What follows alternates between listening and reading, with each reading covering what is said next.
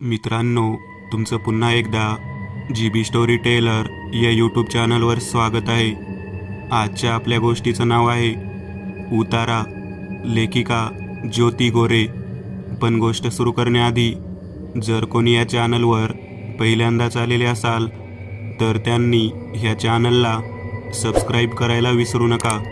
चला तर मग अजिबात वेळ न घालवता गोष्टीला सुरुवात करूया.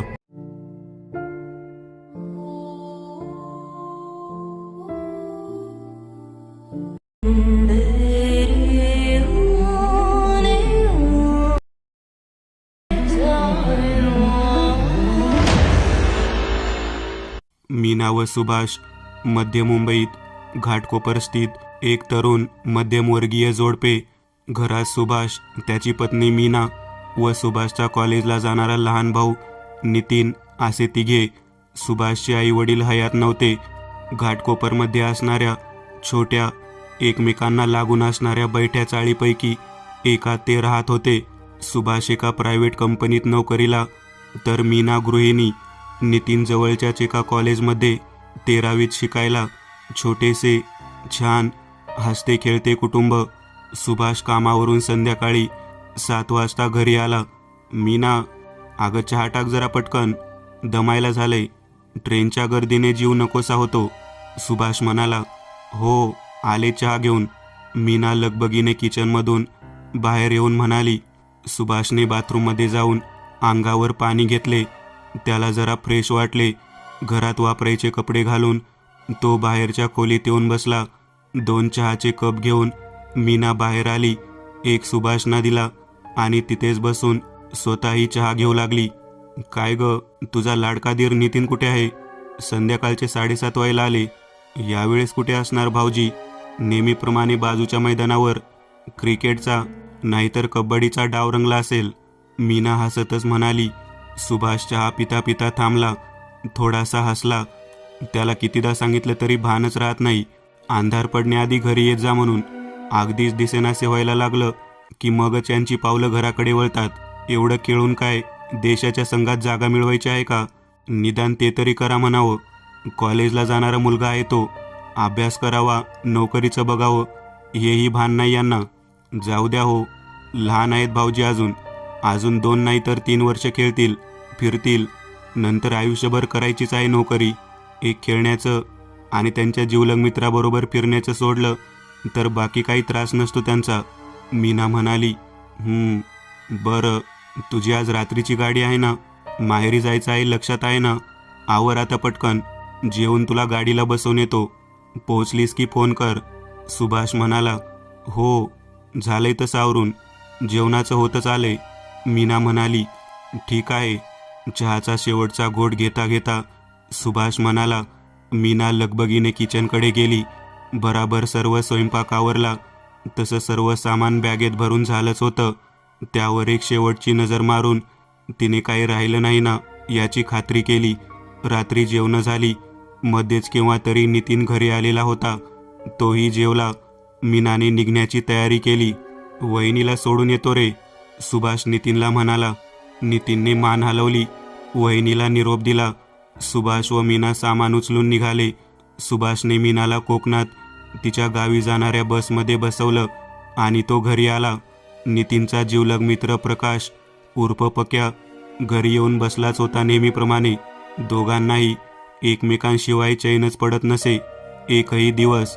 रोज रात्री जेवल्यानंतर बाहेर कुठेतरी एक फेरफटका मारून येणे, चकाट्या पिटणे, कधीतरी येता येता एखाद्या उघड्या टपरीवर चहा पिणे, कधी रात्री बेरात्री चालू असणाऱ्या चायनीज गाडीवर सूप पिऊन मग घरी परत येणे, हे त्यांचे आवडीचे उद्योग.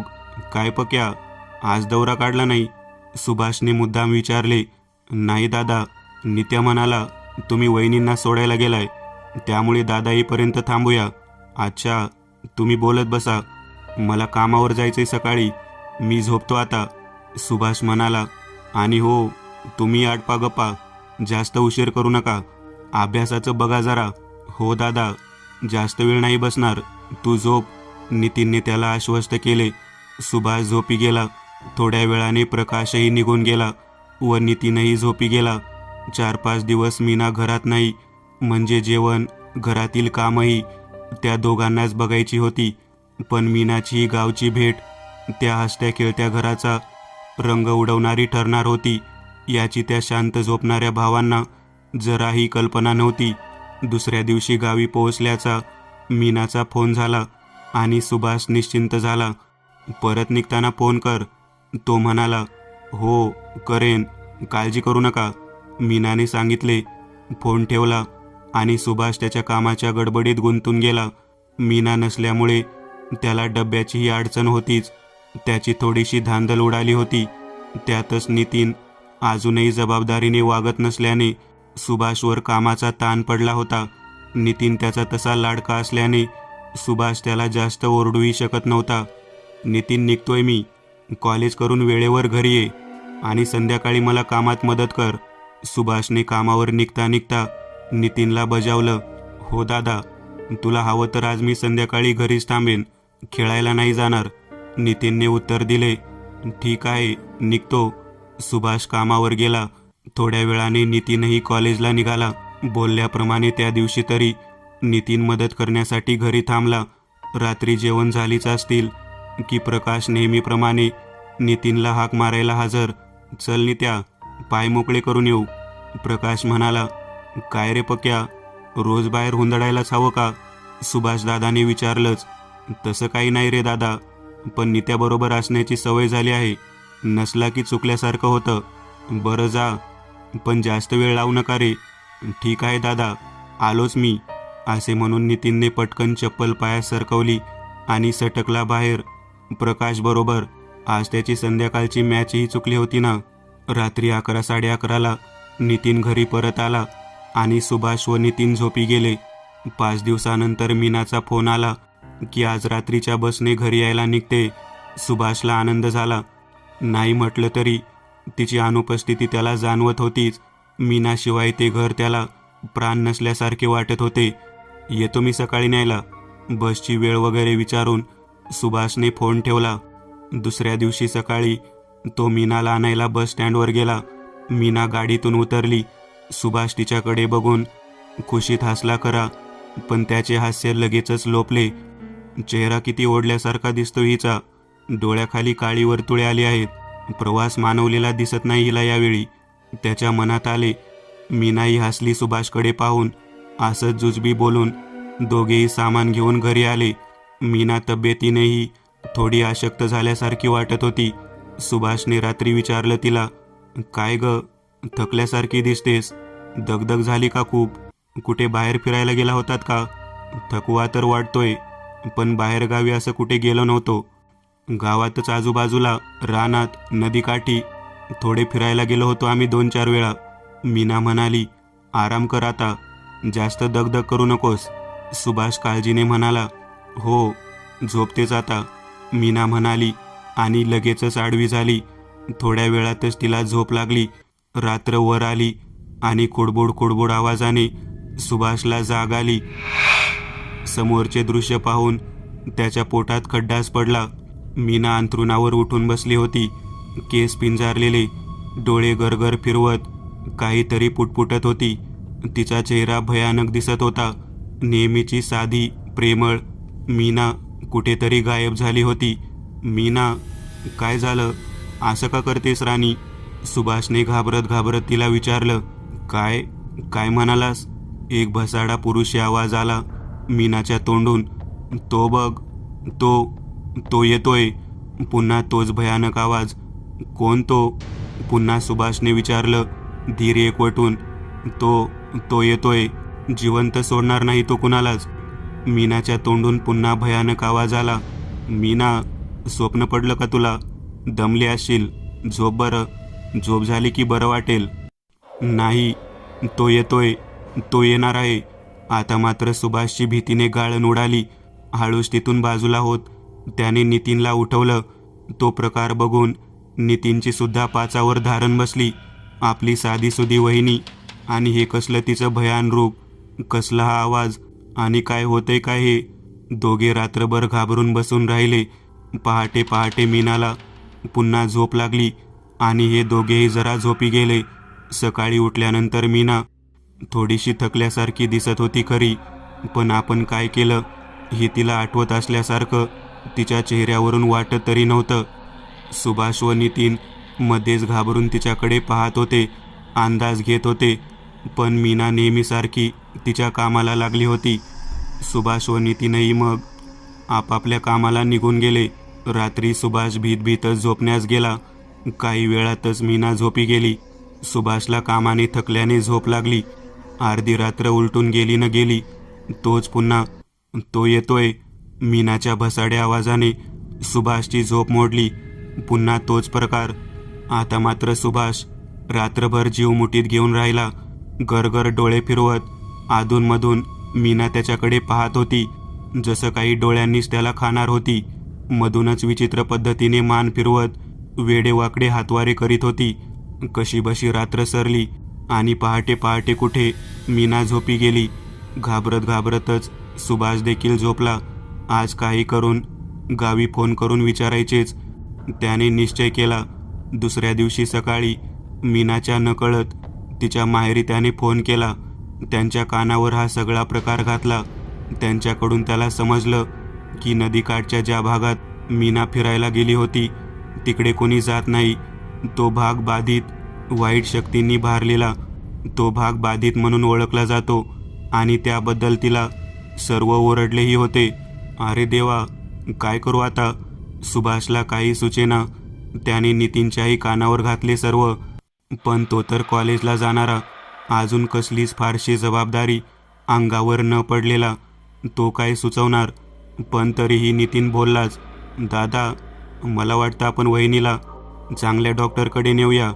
ते मानसोपचार करणारे डॉक्टर असतात ना, त्यांच्याकडे. हो, बरोबर आहे तुझं. हे प्रकरण हाताबाहेर जाण्याअगोदर काहीतरी करायलाच हवं. सुभाषला पटलं त्यांचं म्हणणं. 1 ना 2 डॉक्टर झाले, पण मीनाला काही गुण येईल तर शपथ. महिनाभर डॉक्टरांकडे चक्कर मारून सुभाष थकून गेला. उलट आता रात्री होणारे प्रकार दिवसाही सुरू होत होते. तो येतोय, सोडणार नाही कोणाला. मीनाचे डोळे लालबुंद होते. डोळे गरागरा फिरू लागे. हाताची बोटे केसात त्वेषाने घाले. केस पिंजारत असे. बोटे घट्ट आवळत भसाड्या पुरुषी आवाजात ती धमक्या देत असे. काही वेळा ती सुभाषच्या अंगावरही धावून आली होती. मीना दिवसेंदिवस खंगत चालली होती. शेवटी न राहून सुभाषने घरी चाललेले प्रकार त्याच्या 1-2 मित्रांच्या कानावर घातले. त्यात एक मित्र मालवण गावामधून आलेला होता. अरे झपाटल्याचा प्रकार असा हो, असा जाणार नाही, उतरवायला पाहिजे, तो मित्र म्हणाला. त्यावर सुभाषने त्याला ती नदीकाठी बाधिस्थळी फिरायला गेली होती त्याचा किस्सा सांगितला. बरोबर आहे, मग तिथेच बाधा झाली असणार वहिनींना. तो असा सहजासहजी सोडणार नाही. माहितगार माणसाकडून उतारा करून घ्यायला पाहिजे. चांगला तंत्रमंत्र माहीत असलेला व्यक्ती बघायला पाहिजे. काय म्हणशील ते करतो. कितीही खर्च झाला तरी चालेल, पण मीना यातून सुटायला हवी. तिची अवस्था बघवत नाही रे आता. सुभाषच्या डोळ्यात टचकन पाणी चाले. माझ्या ओळखीचे 2-3 जण आहेत. मी तुला फोन नंबर आणि पत्ते देतो. त्यांना जाऊन भेट. काळजी करू नको, होईल सर्व ठीक. त्या मित्रांनी धीर दिला सुभाषला. आता सुभाषला थोडा धीर आला होता.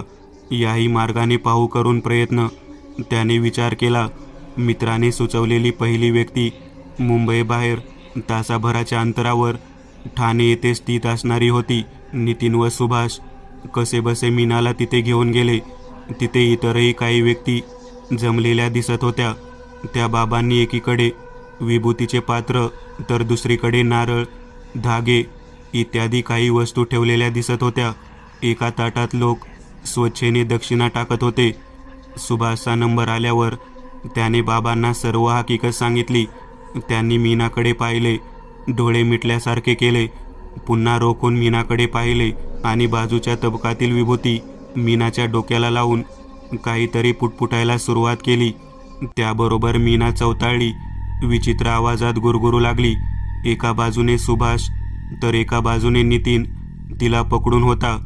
पण त्या दोघा पुरुषांना सुद्धा ती अंगाने क्रूश झालेली स्त्री आवरत नव्हती. ती पुन्हा पुन्हा त्या बाबांच्या अंगावर धावून जायला बघत होती. तो येणार, मारणार तो तुला, समजतोस काय? गंडे दोऱ्यांनी भीती दाखवतो मला. तुला काय वाटलं मी याने घाबरेन? अरे जा रे. ती किंचाळतच होती. शेवटी बऱ्याच वेळाने हा प्रकार थांबला. मीनाच्या शरीरातील ती पिशाच शक्ती दमली नसली तरी मीनाचे शरीर थकून कोसळले. निराश झाला होता सुभाष. कसेबसे त्याने व नितीनने मीनाला घरी परत आणले. ती झोपूनच होती दिवसभर. सुभाष व नितीननेच घरातील सर्व आवरले. रात्री उशिरा नितीनचा जीवलग मित्र प्रकाश नेहमीप्रमाणे आला. येतो रे दादा जरा बाहेर जाऊन, नितीन म्हणाला. सुभाषने मान डोलावली होकारार्थी. नितीन आणि प्रकाश बाहेर पडले. काय झालं रे वहिनीचं? काही फरक पडला का? ते जाणार होता तिथे, प्रकाशने विचारलं. छे रे, काहीच नाही. उलट अधिकच चवताळली. आल्यापासून झोपूनच आहे. कसं बसं घरी घेऊन आलो आम्ही तिला, नितीन म्हणाला. कठीणच दिसतंय सगळं. चल जरा काहीतरी गरम गरम खाऊन येऊ गाडीवर, प्रकाशने सुचवलं. नितीनने होकारार्थी उत्तर दिले आणि दोघे नेहमीच्या गाडीकडे खाण्यासाठी म्हणून गेले. असेच काही दिवस गेले. मीनाचा त्रास आता अधिक तीव्रतेने जाणवत होता. 1 ना 2, अगदी 5-6 जणांनी, तंत्रमंत्र जाणणाऱ्या, त्यांच्या मते तज्ज्ञ व्यक्तींची नावे सुचवली. सुभाषने त्यातील सर्वांचे उमरे झिजवले. पण परिस्थितीत तसूभरही फरक पडेना. जैसे ते सर्व चालू राहिले. सुभाष आता मनाने खचला होता. तरुण वयात संसाराची स्वप्न पाहणाऱ्या त्याला हवी तशी, त्याला साजेशी अशी पत्नी मिळालेली असतानाच त्याच्या स्वप्नांची धूळधाण झाली होती. आयुष्याला काही अर्थ उरला नाही असे त्याला वाटू लागले. मीनाच्या तशा अवस्थेला जवळजवळ 6 महिने उलटले होते.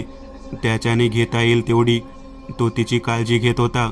पण ती अधिकच आक्रमक, अधिकच विचित्र होत चालली होती. सर्वांचा परिणाम नितीनच्या अभ्यासावरही होत होता. कुणाचेच ना कामात लक्ष राहिले होते ना घरात.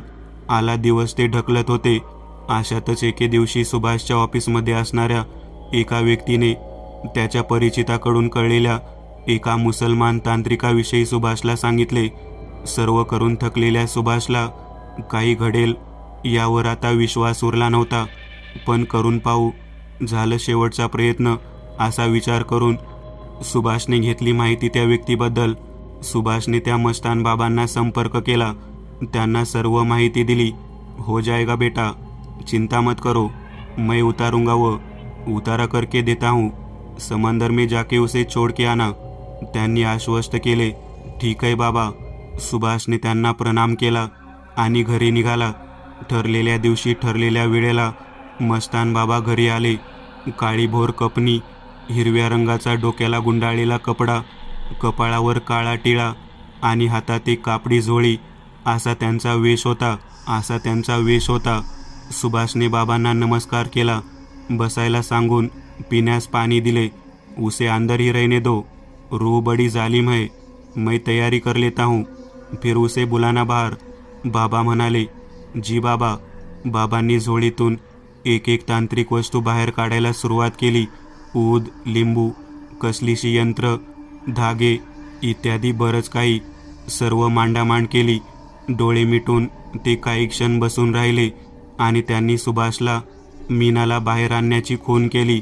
सुभाषने मीनाला आणलं. ती शून्यात बघत होती. काय चाललंय याची तिला कसलीच पर्वा दिसत नव्हती. मागील अनुभवावरून सुभाष व नितीन सावध होते. दोघांनी तिला दोन्ही बाजूंनी घट्ट धरून ठेवले होते. मीनाला त्यांनी खाली बसवलं मस्तान बाबांच्या समोर आणि काय होते ते पाहू लागले. मस्तान बाबांनी मंत्र पुटपुटायला सुरुवात केली आणि मीना अनावर होऊ लागली. नेहमीप्रमाणे सर्व सुरू होत होतं. सुभाष व नितीन दोघांनाही ती आवरेनाशी व्हायला लागली. पण बाबांनी मंत्र सुरूच ठेवले. कसेबसे तिला ते दोघे पकडून ठेवत होते. आता बाबांनी काही तांत्रिक वस्तू एकत्र केल्या आणि मीनाच्या शरीरावरून उतरवण्यास सुरुवात केली. मीना पुरुषी आवाजात जोरजोरात हुंकार टाकतच होती. जसजसा उतारा तिच्या शरीरावरून फिरत होता तसतसे मीनाचे चित्कार वाढतच होते. ती हिंसक प्रतिकार करायला प्रयत्न करीत होती. बाबांच्या अंगावर धावून जाऊ पाहत होती. पण सुभाष आणि नितीन पूर्ण जोर एकवटून तिला धरून ठेवत होते.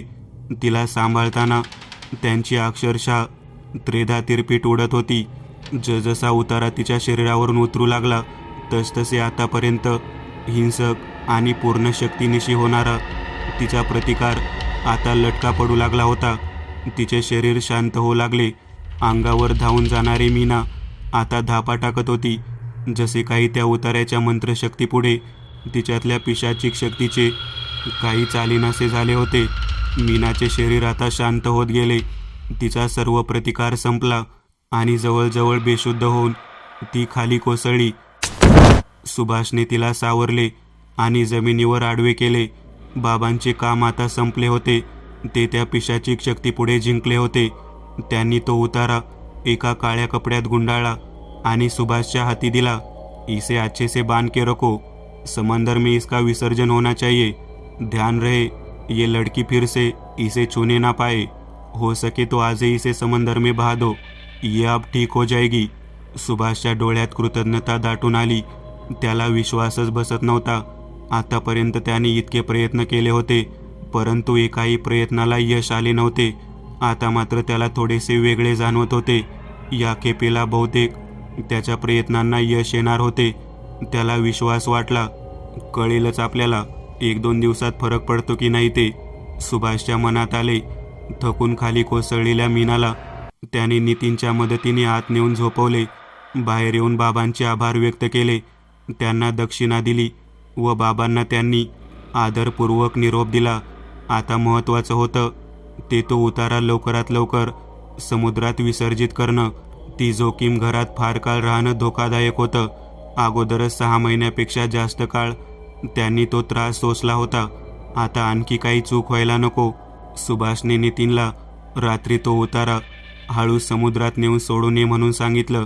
कारण मुंबईत राहत असल्यामुळे दिवसा कोणाच्या नकळत ते काम करणं शक्यही नव्हतं. शिवाय करताना पाहिल्यास 10 प्रश्न, त्यांची उत्तरे तरी काय द्यायची हाही मोठाच प्रश्न होता. सुभाषने आज तशी कामाला सुट्टीच घेतली होती.